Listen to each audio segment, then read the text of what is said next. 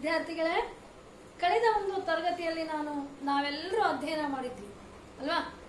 ಸೀಮೆ ಎಣ್ಣೆಯ ಒಂದು ಬೆಲೆಯನ್ನ ಯಾವ ರೀತಿಯಾಗಿ ಮನಗಂಡಿದ್ದ ನಮ್ಮ ಸೋಮ. ಇನ್ನ ಸೋಮನಿಗೂ ಕೂಡ ಅದರ ಬಿಸಿ ತಾಕದೇ ಇರಲಿಲ್ಲ. ಯಾವ ಬಿಸಿ? ಯುದ್ಧದ ಆರ್ಥಿಕ ಪರಿಣಾಮದ ಬಿಸಿ ತಾಕದೇ ಇರಲಿಲ್ಲ ವಿದ್ಯಾರ್ಥಿಗಳೇ. ಹಾಗಾಗಿ ಏನು ನಮ್ಮ ರಾಯರು ನನ್ನ ಮೇಲೆ ನಂಬಿಕೆ ಇಟ್ಕೊಂಡಿದ್ದಾರೆ, ನನಗೆ ಸಹಾಯವನ್ನ ಮಾಡ್ತಾರೆ, ನಮ್ಮ ರಾಯರು ನನ್ನ ಮೇಲೆ ದುಪ್ಪಟ್ಟು ಹಣವನ್ನ ಪಡೆಯುವುದಿಲ್ಲ ಅಂತ ಅನ್ಕೊಂಡಿರ್ತಕ್ಕಂಥ ನಮ್ಮ ಸೋಮನಿಗೆ ಅಲ್ಲಿ ಶಾಕ್ ಆಗದೆ ಇರುವುದಿಲ್ಲ. ನೋಡೋಣ ಬನ್ನಿ ಯಾವ ರೀತಿ ಆ ಸೋಮನಿಗೂ ಮತ್ತು ರಾಯರಿಗೂ ಇರ್ತಕ್ಕಂಥ ಸ್ನೇಹ ಸಂಬಂಧ ಕಡಿದು ಹೋಗ್ತದೆ ಅನ್ನುವುದೇ ಮುಂದಿನ ಭಾಗದ ಸಣ್ಣ ಕಥೆ. ಅಲ್ಲ ಹೇಳ್ತಾರೆ, ನಿನ್ನೆ ನೋಡಿದ್ವಿ. ಹಾಗಾಗಿ ದಿನ ಹೋದಂತೆ ಜೀವನ ಕಷ್ಟವಾಗುತ್ತಾ ಬಂತು, ಯಾವುದರ ಬೆಲೆಯೂ ತಗ್ಗುವ ಲಕ್ಷಣ ಕಾಣಲಿಲ್ಲ. ಸೋಮನ ಸಂಪಾದನೆಯು ಮೊದಲಿನಷ್ಟೇ. ಹಾಗಾಗಿ ಯುದ್ಧ ಏನೋ ಪ್ರಾರಂಭವಾಗಿತ್ತು, ಹಣ ಏನೋ ಸಾಮಗ್ರಿಗಳ ಮೇಲೆ ಸಾಕಷ್ಟು ಬೆಲೆ ಏರಿ ಹೋಗಿತ್ತು. ಆದ್ರೆ ನಮ್ಮ ಸೋಮನ ವ್ಯಾಪಾರ ಮಾತ್ರ ಅಷ್ಟೇ, ಮೊದಲು ಎಷ್ಟಿತ್ತೋ ಅಷ್ಟೇ ಇತ್ತು ಅನ್ನುವ ಮಾತನ್ನ ನಾವಿಲ್ಲಿ ನೋಡ್ತೇವೆ. ನೆಲಕಡಲೆಯ ಬೆಲೆಯನ್ನು ಸೇರಿಗೆ 3 ರಿಂದ 4 ದುಡ್ಡಿಗೆ ಏರಿಸಿದ, ಪ್ರಯೋಜನವಾಗಲಿಲ್ಲ. ಮಗುವಿಗೂ ಸರಿಯಾಗಿ ಉಣಬಡಿಸಿದರಾಯಿತು ಎಂದುಕೊಂಡ ತಾನು ಅರೆಹೊಟ್ಟೆ ಉಣ್ಣತೊಡಗಿದ. ಹಾಗಾಗಿ ಸೋಮ ಒಂದು ಯೋಜನೆಯನ್ನ ಹಾಕ್ತಾನೆ. ಯಾವ ಯೋಜನೆ ಅಂದ್ರೆ ಆ ನೆಲಗಡಲೆ ಏನು ತರ್ತಾ ಇದ್ನೋ ಅದನ್ನ ಎಷ್ಟು ಹಣ ಕೊಟ್ಟು ತರ್ತಾ ಇದ್ನೋ, ಫಾರ್ ಎಕ್ಸಾಂಪಲ್ 1 ಸೇರಿಗೆ 3 ರಿಂದ 4 ಪೈಸೆ ಹೆಚ್ಚಳವನ್ನ ಮಾಡ್ತಾ ಹೋಗ್ತಾನೆ. 3 ಪೈಸೆ ಕೊಟ್ರೆ 1 ಪೈಸೆ ಹೆಚ್ಚಿಗೆ ಹಾಕಿ ಅದನ್ನ ಮಾರಾಟ ಮಾಡ್ತಕ್ಕಂಥದ್ದನ್ನ ನಾವು ನೋಡ್ತೀವಿ. ಆಗ ಅವನು ಹೇಳ್ತಾನೆ, ತನಗೆ ಬರ್ತಕ್ಕಂಥ ಹಣ ಅತಿ ಸ್ವಲ್ಪ ಆಗ್ತದೆ, ಹಾಗಾಗಿ ದಿನ ಹೊಟ್ಟಿಗೆ ಊಟ ಆಗ್ತಾ ಇರ್ತದೆ. ಹಾಗಾಗಿ ಅದನ್ನ ನನ್ನ ಮಗಳಿಗಾದ್ರೂ ಹೊಟ್ಟೆ ತುಂಬಾ ಊಟ ಮಾಡಿಸ್ಬೇಕು ಅಂತೇಳಿ ಅನ್ಕೊಂಡಿರ್ತಕ್ಕಂಥ ಸೋಮ ತಾನು 1 ಸೇರಿಗೆ 3 ರೂಪಾಯಿ ತಂದಿರ್ತಾನೆ. ಅದನ್ನ 1 ಪೈಸೆ ಹೆಚ್ಚು ಮಾಡಿ ಅದನ್ನ 4 ಪೈಸೆಗೆ ಮಾರ್ಲಿಕ್ಕೆ ಮುಂದಾಗ್ತಾನೆ. ಅಷ್ಟು ಮಾಡಿದ್ರೂ ಕೂಡ ಅಲ್ಲಿ ಯಾವುದೇ ಪ್ರಯೋಜನ ಆಗೋದಿಲ್ಲ. ಮಗುವಿಗಷ್ಟು ಸರಿಯಾಗಿ ಉಣಬಡಿಸಿದರಾಯಿತು ಎಂದುಕೊಂಡು ತಾನು ಅರೆಹೊಟ್ಟೆ ಉಣ್ಣತೊಡಗಿದ. ಹಾಗಾಗಿ ತಾನು ನೆಲಗಡಲೆಯ ಬೆಲೆಯನ್ನ ಏರಿಸಿದ್ರೂ ಸಹ ಇನ್ನ ಮಗುವಿಗೆ ಹೊಟ್ಟೆ ತುಂಬಾ ಊಟಕ್ಕೆ ಹಾಕಿ ತಾನು ಮಾತ್ರ ಅರೆಹೊಟ್ಟೆಯಿಂದ ಇರಲಿಕ್ಕೆ ಪ್ರಾರಂಭ ಮಾಡ್ತಾನೆ. ಆ ದಿನ ಸಂಜೆ ಸೋಮ ತನ್ನ ಅಂಗಡಿಯ ಬಾಗಿಲಿಕ್ಕಿ ಅರ್ಧ ಸೇರು ಅಕ್ಕಿ ಕೊಳ್ಳಲು ರಾಯರ ಭಂಡಸಾಲಿಗೆ ಹೋದ. ರಾಯರು ಕೂಗಾಡುತ್ತಿದ್ದರು. ಆಗ ಸೋಮ ಏನ್ ಮಾಡ್ತಾನೆ, ಅವತ್ತಿನ ದಿವಸ ಸಾಯಂಕಾಲ ಮನೆಗೆ ಹೋಗ್ಬೇಕು. ಹಾಗಾಗಿ ದಿನನಿತ್ಯ ಸಾಯಂಕಾಲ ಮನೆಗೆ ಹೋಗ್ಬೇಕಾದ್ರೆ ಆತ ಅಕ್ಕಿಯನ್ನ ಕೊಂಡ್ಕೊಂಡು ಹೋಗ್ತಾ ಇದ್ದ. ಹಾಗೆ ಅವತ್ತಿನ ದಿವಸ ಆ ಒಂದು ರಾಯರ ಒಂದು ಅಂಗಡಿಗೆ ಭಂಡಸಾಲಿಗೆ ಆ ಸೋಮ ಅರ್ಧ ಸೇರು ಅಕ್ಕಿಯನ್ನ ಕೊಳ್ಳಲಿಕ್ಕೆ ಹೋಗ್ತಿರ್ತಾನೆ. ಆ ಹೋಗುವಂತ ಸಮಯದಲ್ಲಿ ರಾಯರು ಅಲ್ಲೇ ತಮ್ಮ ಒಂದು ಅಂಗಡಿಯಲ್ಲಿ ಜೋರಾಗಿ ಕೂಗಾಡ್ತಿರ್ತಾರೆ. ಆಗ ಸೋಮ ಕಿವಿಗೊಟ್ಟು ಕೇಳಿದ. ಹೊಸ ಆಜ್ಞೆ, ಅಂಗಡಿಗಳಲ್ಲಿನ ಸಕ್ಕರೆ ದಾಸ್ತಾನುಗಳನ್ನು ಸರ್ಕಾರದ ಅಧಿಕಾರಿಗಳು ಬಂದು ನೋಡುವರಂತೆ. ಹೆಚ್ಚಿನ ಬೆಲೆಗೆ ಮಾರಿದರೆ ಶಿಕ್ಷಿಸಬಹುದಂತೆ. ಆಗ ಯಾವಾಗ ಸೋಮ ಅರ್ಧ ಸೇರು ಅಕ್ಕಿಯನ್ನ ಕೊಳ್ಳಲಿಕ್ಕೆ ರಾಯರ ಅಂಗಡಿಗೆ ಹೋಗ್ತಾನೋ, ರಾಯರಲ್ಲಿ ಜೋರಾಗಿ ಕೂಗಾಡ್ತಿರ್ತಾರೆ. ಯಾಕೆ ಕೂಗಾಡ್ತಾರೆ ಅಂತ ಹೇಳಿ ತನ್ನ ಕಿವಿಯನ್ನ ಕೊಟ್ಟು ಕೇಳ್ತಾನೆ ಸೋಮ. ಆಗ ರಾಯರು ಏನನ್ನ ಹೇಳ್ತಾ ಇರ್ತಾರೆ ಅಂತಂದ್ರೆ, ನಾವು ಸಂಗ್ರಹಿಸಿಟ್ಟಿದ್ದೀವಲ್ಲ ಸಕ್ಕರೆಯ ಒಂದಿಷ್ಟು ಚೀಲವನ್ನ ಅದನ್ನೇನ್ ಮಾಡ್ಬೇಕು, ಬೇರೆ ಕಡೆ ಸಾಗಿಸ್ಬೇಕು. ಕಾರಣ ಇಷ್ಟೇ, ಈ ಸರ್ಕಾರದ ಅಧಿಕಾರಿಗಳು ಬಂದು ಯಾರ್ಯಾರು ಹೆಚ್ಚಿನ ಸಾಮಗ್ರಿಗಳನ್ನ ಅಲ್ಲಿ ಎತ್ಕೊಂಡಿರ್ತೀರೋ ಅಂಥವರಿಗೆ ಆ ಒಂದು ಅಧಿಕಾರಿಗಳು ಬಂದು ಆ ಒಂದು ಹೆಚ್ಚಿನ ಬೆಲೆಗೆ ಮಾರಿದ್ದೇನಾದ್ರೂ ಆಯ್ತು ಅಂದ್ರೆ ಅಧಿಕಾರಿಗಳು ಬಂದು ನಮಗೆ ಶಿಕ್ಷೆ ನೀಡ್ತಾರೆ. ಹಾಗಾಗಿ ತಂದಿರ್ತಕ್ಕಂಥ ಸಾಮಾನುಗಳನ್ನ ನೀವೇನ್ ಮಾಡ್ಬೇಕು, ಮರೆ ಮಾಚಬೇಕು. ಒಂದು ವೇಳೆ ಹೆಚ್ಚಿಗೆ ಇರ್ತಕ್ಕಂಥ ಸಾಮಾನುಗಳನ್ನ ಸಾಮಗ್ರಿಗಳನ್ನ ಸರ್ಕಾರದವರು ಏನಾದರೂ ನೋಡಿದ್ರು ಅಂತಂದ್ರೆ ನಮ್ಮ ಮೇಲೆ ಕಠಿಣ ಕ್ರಮ ಕೈಗೊಳ್ಳುತ್ತಾರೆ. ಹಾಗಾಗಿ ಅದನ್ನ ಸಾಗಿಸ್ಬೇಕು, ಮುಚ್ಚಿಡಬೇಕು ಅಂತ ಹೇಳಿ ಆ ಒಂದು ಹೇಳಿಕೆಯಿಂದ ಆ ರಾಯರು ಕೂಗಾಡ್ತಕ್ಕಂಥ ವಿಷಯವನ್ನ ಸೋಮ ಕೇಳಿಸ್ಕೊಳ್ತಾನೆ. ಆಗ ಸೋಮ ಯೋಚಿಸಿದ, ಹೀಗೂ ಉಂಟೆ ಎಂತಹ ಅನ್ಯಾಯ, ಇಂತಿಷ್ಟು ಬೆಲೆಗೆ ಮಾರುವುದಕ್ಕೂ ಸರ್ಕಾರದ ಅಪ್ಪಣೆ ಬೇಕೆಂದರೆ ಬೇರೇನೋ ಉಳಿಯಿತು. ನಮ್ಮ ಸೋಮನನ್ನು ನಾಗಲೇ ಪರಿಚಯ ಮಾಡ್ಬೇಕಾರೆ ಮುಗ್ಧ ಅಂತ ಹೇಳಿದೆ. ಆ ಸೋಮ ಇದನ್ನೆಲ್ಲ ಕೇಳಿಸ್ಕೊಳ್ತಾನಲ್ಲ, ಯಾವಾಗ ಅಧಿಕಾರಿಗಳು ಬರ್ತಾರೆ, ಅಧಿಕಾರಿಗಳ ಕಣ್ಣಿಗೆ ನಮ್ಮ ದಾಸ್ತಾನು ಅಥವಾ ಸಾಮಾನು ಬಿದ್ದಿದ್ದೇ ಆಯಿತು ಅಂದರೆ ಅಲ್ಲಿಂದ ಅದನ್ನು ತೆಗೆದುಕೊಂಡು ಹೋಗ್ತಾರೆ.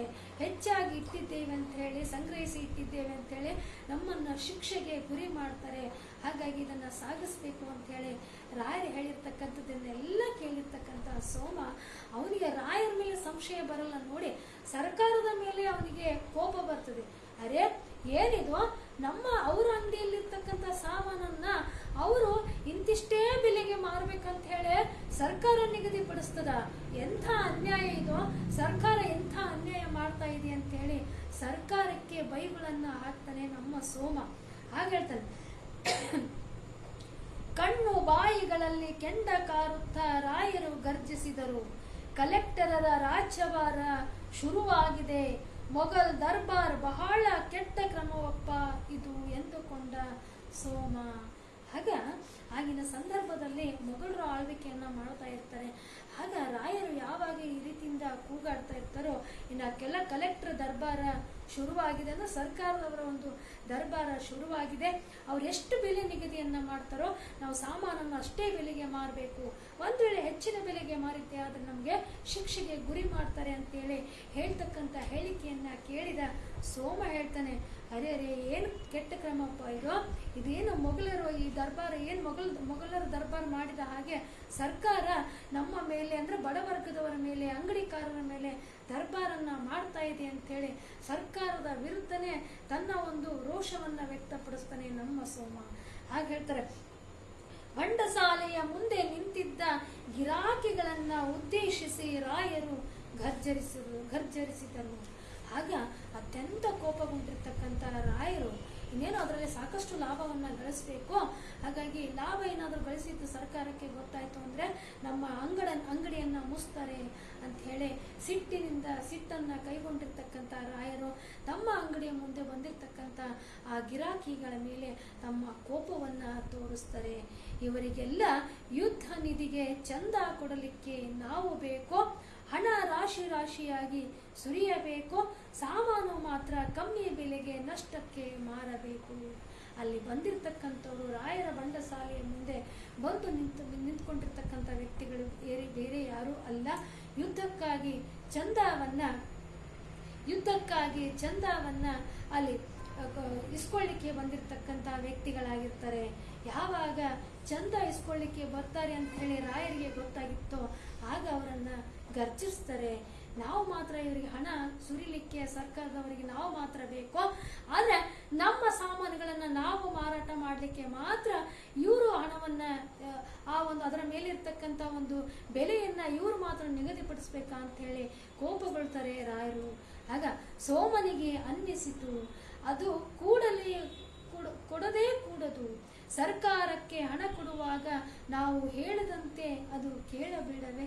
ಸೋಮನಿಗೆ ಗೊತ್ತೇ ಇಲ್ಲ ವಿದ್ಯಾರ್ಥಿಗಳೇ, ಸರ್ಕಾರ ಯಾಕೆ ಬೆಲೆ ನಿಗದಿ ಮಾಡಿತ್ತು ಅಂತ ಹೇಳಿ ಸೋಮನಿಗೆ ಗೊತ್ತೇ ಇಲ್ಲ. ಸರ್ಕಾರ ತನಗೆ ಸಹಾಯ ಮಾಡ್ತಾ ಇದೆ. ಹಾಗಾಗಿ ಅರಿಯದ ಸೋಮ ಅನ್ಕೊಳ್ತಾನೆ, ಪಾಪ ಚಂದ ಕೇಳಿಕೆ ಬಂದ್ರೆ ನಮ್ಮ ರಾಯರು ಮಾತ್ರ ಚಂದದ ಹಣವನ್ನ ಕೊಡಬೇಕು, ಆದ್ರೆ ನಮ್ಮ ರಾಯರು ತಂದಿರ್ತಕ್ಕಂಥ ಆ ಸಾಮಾನುಗಳ ಮೇಲೆ ನಮ್ಮ ರಾಯರೇ ಹಣವನ್ನ ನಿರ್ಧರಿಸುವಂತಿಲ್ಲ ಅಂತೆ. ಇದು ಎಂತ ಕರ್ಮ ಇದು, ಯಾವ ಸರ್ಕಾರ ಇದು ಅಂತ ಹೇಳಿ ಸರ್ಕಾರಕ್ಕೆ ಚೀಮಾರಿ ಹಾಕ್ತಾನೆ ಆ ಸೋಮ. ಹಾಗಾಗಿ ಹೇಳ್ತಾನೆ, ಹೌದು ಅವನು ಕೂಡ ಯುದ್ಧ ನಿಧಿಗೆ ಹಣ ಕೊಟ್ಟಿದ್ದ, ಒಂದಾಣೆ ಬಹಳ ಕಷ್ಟದಿಂದ ಯಾರೋ ಅಧಿಕಾರಿಗಳು ಬಂದು ಅಂಗಡಿಯ ಮುಂದೆ ಇಂಗ್ಲಿಷ್ ಮಾತನಾಡಿದ್ದರಿಂದ ಅವರ ಡಬ್ಬಿಗೆ ಆ ಹಣ ಹೋಗಿತ್ತು. ನಮ್ಮ ಸೋಮನಿಗೆ ಗೊತ್ತೇ ಇಲ್ಲ ಆ ಯುದ್ಧಕ್ಕಾಗಿ ಚಂದವನ್ನ ಕೇಳಲಿಕ್ಕೆ ಬಂದಿದ್ದಾರೆ ಅಂತೇಳಿ. ಯಾವೊಬ್ಬ ಅಧಿಕಾರಿ ಬಂದು ಅಂಗಡಿ ಮುಂದೆ ನಿಂತು ಒಂದು ಡಬ್ಬಿಯನ್ನ ಕೈಯಲ್ಲಿ ಡಬ್ಬಿಯನ್ನು ಹಿಡಿದು ಇಂಗ್ಲಿಷ್ ಭಾಷೆಯಲ್ಲಿ ಹಣವನ್ನು ಕೇಳಿದಾಗ ಆ ಇಂಗ್ಲಿಷ್ ಭಾಷೆಯನ್ನು ಅರಿಯದ ಸೋಮ ನಾನು ಕೂಡ ಈ ಅಧಿಕಾರಿಗೆ ಒಂದು ಪೈಸೆ ಹಾಕಬೇಕು ಅಂತ ಹೇಳಿ ಒಂದು ಆಣೆ ಪೈಸೆಯನ್ನು ನಮ್ಮ ಸೋಮ ಕೂಡ ಆ ಚಂದದ ರೂಪದಲ್ಲಿ ಹಾಕಿರ್ತಾನೆ. ಹಾಗಾಗಿ ಹೇಳ್ತಾನೆ, ರಾಯರ ದೃಷ್ಟಿ ತನ್ನ ಮೇಲೆ ಬಿದ್ದಾಗ ಸೋಮ ಕೇಳಿದ ಅರ್ಧ ಸೇರು ಅಕ್ಕಿ 5 ದುಡ್ಡು ಎಂದರು ರಾಯರು. ಯಾರ ಮೇಲಿನ ಸಿಟ್ಟು ಇದು? ಹಿಂದಿನ ದಿನವಷ್ಟೇ 4 ದುಡ್ಡಿಗೆ ಕೊಂಡು ಹೋಗಿದ್ದೇನಲ್ಲ, ಒಂದೇ ದಿನದಲ್ಲಿ 4 ಪೈ ಹೆಚ್ಚಾಗಿತ್ತು. ಆಗ ಹೇಳ್ತಾನೆ ಸೋಮ. ಅಷ್ಟೆಲ್ಲ ಕೋಪಗೊಂಡಿರ್ತಕ್ಕಂಥ ಆ ರಾಯರ ದೃಷ್ಟಿ ನಮ್ಮ ಸೋಮನ ಮೇಲೆ ಬೀಳ್ತದೆ. ಸೋಮನನ್ನ ಕೇಳ್ತಾರೆ, ಯಾತಕ್ಕೆ ಬಂದಿದ್ದು ಅಂತ. ಆಗ ಸೋಮ ಹೇಳ್ತಾನೆ, ಇಲ್ಲ ಸ್ವಾಮಿ, ನನಗೆ ಅರ್ಧ ಸೇರು ಅಕ್ಕಿ ಬೇಕು. ಹೌದಾ, ಹಾಗಾದ್ರೆ ಅರ್ಧ ಸೇರು ಅಕ್ಕಿಗೆ ನೀನು ಎಷ್ಟು ರೂಪಾಯಿ ಕೊಡಬೇಕು, ಎಷ್ಟು ಪೈಸೆಗಳನ್ನು ಕೊಡಬೇಕು? 5 ಪೈಸೆಗಳನ್ನು ನೀನು ಕೊಡಬೇಕು ಅಂತ ಹೇಳ್ತಾನೆ. ಆಗ ಸೋಮನಿಗೆ ವಿಚಿತ್ರ ಅನ್ನಿಸ್ತದೆ. ರಾಯರು ಕೋಪಗೊಂಡಿರ್ಬೇಕು, ಯಾರ ಮೇಲಿನ ಸಿಟ್ಟು, ಯಾರ ಮೇಲೆ ಹಾಕ್ತಾ ಇದ್ದಾರೋ? ನಿನ್ನೆ ತಾನೇ ನಾನು ಅರ್ಧ ಸೇರು ಅಕ್ಕಿ ಒಯ್ದಿದ್ದೆ, ಅದಕ್ಕೆ 4 ಪೈಸೆ ಮಾತ್ರ ಕೊಟ್ಟಿದ್ದೆ, ಇವತ್ತೇನು 1 ಪೈಸೆ ನಾನು ಹೆಚ್ಚಿಗೆ ಕೊಡಬೇಕು ಅಂತ ಹೇಳಿ ಯೋಚನೆ ಮಾಡ್ತಾನೆ. ಆಗ ರಾಯರು ಹೇಳ್ತಾರೆ, ರಾಯರು ಕೂಗಿ ನುಡಿದರು, ಬೇಕಾದರೆ ಕೊಂಡು ಹೋಗು, ಇಲ್ಲದಿದ್ದರೆ ಕಲೆಕ್ಟರ್ ಅಲ್ಲಿಗೆ ಹೋಗು. ಆಗ ಹೇಳ್ತಾನೆ, ಆ ರಾಯರು ಹೇಳ್ತಾ ಹೋಗ್ತಾರೆ, ಸೋಮ, ನಾನು ಹೇಳ್ತಕ್ಕಂಥದ್ದು ಅರ್ಧ ಸೇರಿಗೆ 5 ಪೈಸೆಗಳನ್ನ ನೀನು ಕೊಡಬೇಕು. ನಿನಗಿಷ್ಟ ಇದ್ರೆ 5 ಪೈಸೆಯನ್ನ ತೆತ್ತು ಆ ಅರ್ಧ ಸೇರಿ ಅಕ್ಕಿಯನ್ನ ತಗೊಂಡು ಹೋಗೋ, ಇಲ್ಲದೆ ಇದ್ರೆ ನಾನು ಹೆಚ್ಚಿನ ಬೆಲೆಗೆ ಮಾರ್ತಾ ಇದ್ದೀನಿ ಅಂತ ಹೇಳಿ ಕಲೆಕ್ಟರ್ ಬಳಿ ಹೋಗಿ ನನ್ನ ಮೇಲೆ ದೂರು ದಾಖಲಿಸು ಅಂತ ಹೇಳಿ ಸಿಟ್ಟಿನಿಂದ ರಾಯರು ಸೋಮನ ಮೇಲೆ ಗರ್ಜಿಸ್ಬಿಟ್ಟಿರ್ತಾರೆ. ಆಗ ಮತ್ತೊಂದು ಸಂಜೆ ತನ್ನ ಅಂಗಡಿ ಮುಚ್ಚುತ್ತಿದ್ದಾಗ ಸೋಮ ಹೊಸ ಸಾಮಾನು ಗಾಡಿಯಿಂದಿಳಿದು ಅಂಗಡಿಯ ಒಳ ಹೋಗುತ್ತಿದ್ದುದನ್ನ ಕಂಡು ಚಿಮಣೆಯ ಎಣ್ಣೆ ಡಬ್ಬಗಳು ಹಲವು ಇದ್ದಂತೆ ತೋರಿತು. ಆಗ ಸೋಮ ಏನ್ ಮಾಡ್ತಾನೆ, ಮತ್ತೊಂದು ದಿವಸ ಸಂಜೆಯ ಸಮಯ ಸೋಮ ಅಂಗಡಿಯ ಬಾಗಿಲನ್ನು ಹಾಕ್ತಾ ಇರ್ತಾನೆ. ಅಂಗಡಿಯ ಬಾಗಿಲನ್ನು ಹಾಕಿದಾಗ ಆ ಹೊಸ ಸಾಮಾನುಗಳು ರಾಯರ ಅಂಗಡಿ ಬಂಡಸಾಲೆಗೆ ಸೇರ್ತಾ ಇದ್ವು. ಅದರಲ್ಲಿ ಚಿಮಣೆ ಎಣ್ಣೆಯ ಡಬ್ಬಿಗಳು ಕೂಡ ಆ ಬಂಡಸಾಲೆಯನ್ನು ಸೇರ್ತಕ್ಕಂಥ ಕ್ಷಣವನ್ನ ನೋಡ್ತಾನೆ.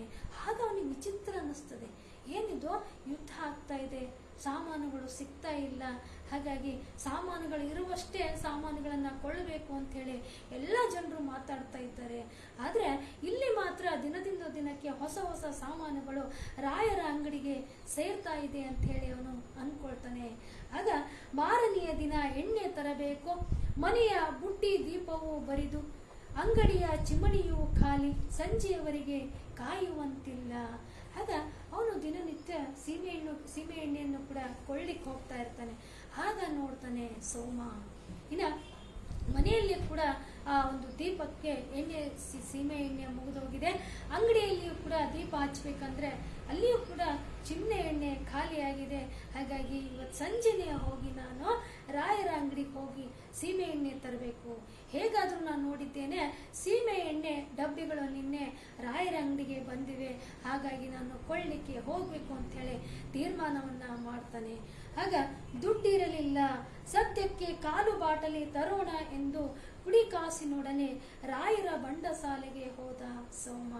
ಅಲ್ಲಿ ಹೇಳಿದರು, ಕಾಲು ಬಾಟ್ಲಿಗೆ 1 ಆಣೆ ಇವತ್ತಿನಿಂದ, ತುಂಬಾ ಹೆಚ್ಚಾಯಿತಲ್ಲ ದಣಿಗಳೇ ಎಂದ. ಅವರು ಉತ್ತರ ಕೊಡಲಿಲ್ಲ, ಬೇಕಿದ್ದರೆ ಕೊಳ್ಳಬೇಕು ಅಷ್ಟೇ. ನೋಡಿ, ಹಾಗಾಗಿ ಸೋಮ ದುಡ್ಡನ್ನು ತನ್ನ ಅಂಗಡಿಯಲ್ಲಿರ್ತಕ್ಕಂಥ ಎಲ್ಲ ಹಣವನ್ನ ಚದುರಿಸ್ತಾನೆ, ನೋಡ್ತಾನೆ. ಅಲ್ಲಿ ಸ್ವಲ್ಪ ಹಣ ಮಾತ್ರ ಇರ್ತದೆ. ಯಾವಾಗ ಒಂದು ಬಾಟಲಿ ಎಣ್ಣೆಯನ್ನ ತರಬೇಕಿತ್ತು, ಆ ಒಂದು ಬಾಟಲಿಗೆ ಸಾಕಾಗುವಷ್ಟು ಹಣ ಅವನಲ್ಲಿ ಇರಲಿಲ್ಲ. ಹಾಗಾಗಿ ಕೆಲವು ಪುಡಿಗಾಸಿನೊಂದಿಗೆ ಒಂದು ಕಾಲು ಎಣ್ಣೆ ತಂದ್ರೆ ಸಾಕು, ಕಾಲು ಬಾಟಲಿ ಎಣ್ಣೆ ತಂದ್ರೆ ಸಾಕು ಅಂತ ಹೇಳಿ ಎಣ್ಣೆಯನ್ನ ಕೊಳ್ಳಲಿಕ್ಕೆ ಆ ಅಂಗಡಿಗೆ ಹೋಗ್ತಾನೆ. ಯಾರ ಅಂಗಡಿಗೆ? ರಾಯರ ಒಂದು ಅಂಗಡಿಗೆ ಹೋಗ್ತಾನೆ. ಅಲ್ಲಿ ಹೋಗಿ ಕೇಳ್ತಾನೆ. ಆಗ ಅಲ್ಲಿಯ ಆ ಅಂಗಡಿಯ ದಣಿ ಹೇಳ್ತಾರೆ, ರಾಯರು ಹೇಳ್ತಾರೆ, ಇವತ್ತಿನಿಂದ ಕಾಲು ಎಣ್ಣೆಯ ಬಾಟ್ಲಿ 1 ಆಣೆ ಅಂತಕ್ಕಂಥ ಮಾತನ್ನ ಹೇಳ್ತಾನೆ. ಅವನಿಗೆ ಗಾಬರಿ ಆಗ್ತದೆ. ಆಗ ಹೇಳ್ತಾನೆ, ಇಲ್ಲ ಜಾಸ್ತಿ ಆಯ್ತಲ್ಲ, ಯಾಕೋ ರೇಟು ಅಂತಂದಾಗ ಅಲ್ಲಿ ರಾಯರು ಉತ್ತರ ಕೊಡ್ಲಿಕ್ಕೆ ಹೋಗೋದಿಲ್ಲ, ಬೇಕಾದ್ರೆ ತಗೋ, ಇಲ್ಲಾದ್ರೆ ಇಲ್ಲಿಂದ ಕಾಲನ್ನ ತೆತ್ತು ಅಂತ ಹೇಳ್ತಾರೆ. ಆಗ ಹೇಳ್ತಾರೆ, ಬೇಕಿದ್ದರೆ ಹ್ಞೂ, ಬೇಡದೆ ಮತ್ತೆ ಅಂಗಡಿಗೆ ಹೋಗಿ ಮತ್ತು ಒಂದೆರಡು ಕಾಸು ಹುಡುಕಿ ತಂದ. ಒಂದಾಣೆ ತೆತ್ತು ಸೋಮ ಎಣ್ಣೆ ಕೊಂಡ. ಅವನಿಗೆ ತುಂಬಾ ಬೇಸರವಾಯಿತು. ಹಣ ಹೆಚ್ಚು ಕೊಡಬೇಕಾದದ್ದೋ ಎಂಬ ಪ್ರಶ್ನೆ ಅಲ್ಲ, ರಾಯರ ಬಗ್ಗೆ ತಾನು ತೋರಿಸುತ್ತಿದ್ದ ಪ್ರೀತಿಯ 100ರಲ್ಲಿ 1 ಅಂಶವನ್ನು ಪ್ರತಿಯಾಗಿ ಅವರು ತೋರಲಿಲ್ಲ ಎಂಬುದು ಇನ್ನೊಂದು. ಹಾಗೆ ಹೇಳ್ತಾ ಹೋಗ್ತಾನೆ. ಯಾವ ಸೋಮ ರಾಯರ ಮೇಲೆ ಅಪಾರ ನಂಬಿಕೆಯನ್ನ ಇಟ್ಕೊಂಡಿದ್ದ ವಿದ್ಯಾರ್ಥಿಗಳೇ, ಆ ಸೋಮ ಕಾಲು ಬಾಟಲಿ ಎಣ್ಣೆಯನ್ನ ಒಯ್ಯಬೇಕು ಅಂತ ಹೇಳಿ ಅವಸರವಾಗಿ ಪುಡಿಗಾಸಿನೊಂದಿಗೆ ಅವರ ಅಂಗಡಿಗೆ ಧಾವಿಸಿದಾಗ ಆ ಅಂಗಡಿಯ ರಾಯರು ಹೇಳ್ತಾ ಹೋಗ್ತಾರೆ, ಇವತ್ತಿನಿಂದ ಕಾಲು ಬಾಟ್ಲಿ ಕೊಳ್ಳಬೇಕಂದ್ರೆ ಇನ್ನು 1 ಆಣೆ ಕೊಡಬೇಕು ಹಣ ಅಂತಂದಾಗ ಸೋಮ ಕೇಳ್ತಾನೆ, ಏನಿವತ್ತು ಹೆಚ್ಚಾಯ್ತಲ್ಲ ಅಂದಾಗ, ಬೇಕಿದ್ರೆ ತಗೋ, ಇಲ್ಲಾಂದ್ರೆ ಹೋಗು ಅಂತ ಹೇಳಿದಾಗ ಅನಿವಾರ್ಯ ಸೋಮನಿಗೆ ಎಣ್ಣೆ ಬೇಕೇ ಆಗಿತ್ತು. ಹಾಗಾಗಿ ಮತ್ತೆ ಓಡಿದವನೇ ಅಂಗಡಿಗೆ ಹೋಗಿ ಇನ್ನೊಂದಿಷ್ಟು ಪುಡಿಗಾಸನ್ನ ಹಿಡಿದು ತಂದು ಆತ ಆ ಒಂದು ಕಾಲು ಬಾಟಲಿಯ ಎಣ್ಣೆಯನ್ನ ಹಾಕಿಸ್ಕೊಳ್ತಾನೆ. ಆಗ ಅವನಿಗೆ ಬಹಳ ದುಃಖ ಆಗ್ತದೆ. ನಾನು ರಾಯರಿಗೆ ಏನೆಲ್ಲ ಸಹಾಯವನ್ನ ಮಾಡಿದೆ, ಅದರ ಪ್ರತಿಯಾಗಿ ಅವರು ನಯವಾಗಿ ಮಾತಾಡಿದ್ರೆ ನನ್ನ ಜೊತೆ ತುಂಬಾ ಖುಷಿ ಆಗ್ತಾ ಇತ್ತು. ಅದ್ರ ಬದಲು ಅವರು ನಾನು ತೋರಿಸಿರ್ತಕ್ಕಂಥ ಪ್ರೀತಿಯಲ್ಲಿ 1 ಅಂಶ ಆದ್ರೂ ನನ್ನ ಮೇಲೆ ಅವರು ಪ್ರೀತಿಯನ್ನ ತೋರಿಸ್ಲಿಲ್ಲ, ಗೌರವವನ್ನ ತೋರಿಸ್ಲಿಲ್ಲ ಅಂತ ಹೇಳಿ ಅವನು ಅಲ್ಲಿಂದ ಬರ್ತಕ್ಕಂಥ ಕ್ಷಣಗಳನ್ನ ನಾವು ನೋಡ್ತೀವಿ. ಆಗ ಮರುದಿನ ಬೆಳಗ್ಗೆಯೂ ಸೋಮ ಎಣ್ಣೆ ತಂದ. ಮಧ್ಯಾಹ್ನ ಊಟಕ್ಕೆ ಹೋಗುತ್ತಿದ್ದ ಅಕ್ಕಸಾಲಿಗ ಒಂದು ಸುದ್ದಿ ಹೇಳಿದ. ಉತ್ತಮ ಚಿಮಣೆ ಎಣ್ಣೆಯನ್ನ ಬಾಟಲಿಗೆ 3 ಆಣೆ 7 ಪೈಗೂ, ಕೀಳು ತರಹದ ಎಣ್ಣೆಯನ್ನ 3 ಆಣೆ 2 ಪೈಗೂ ಮಾರಬೇಕೆಂದು ಸರ್ಕಾರ ಆಜ್ಞಾಪಿಸಿದೆ. ನೋಡಿ, ಇಲ್ಲಿ ಹೇಳ್ತಾ ಹೋಗ್ತಾನೆ, ಅನಿವಾರ್ಯ ಸೀಮೆ ಎಣ್ಣೆಯನ್ನು ತಂದ್ಬಿಟ್ಟ. ಎಷ್ಟು ಕೊಟ್ಟಿದ್ದ ಆತ? ಕಾಲು ಬಾಟಲಿಗೆ 1 ಆಣೆಯನ್ನ ಕೊಟ್ಟಿದ್ದ. ಎಷ್ಟಕ್ಕೆ? ಕಾಲು ಬಾಟಲಿ ಸೀಮೆ ಎಣ್ಣೆಗೆ ಹಿಂದಿನ ದಿವಸ ಸೋಮ 1 ಆಣೆಯನ್ನ ಕೊಟ್ಟಿದ್ದ. ಆಗ ಮರು ದಿವಸ ಅಂಗಡಿ ತೆರೆದಾಗ ರಾಮಪ್ಪ ಸೋಮನ ಅಂಗಡಿಗೆ ಬರ್ತಾನೆ.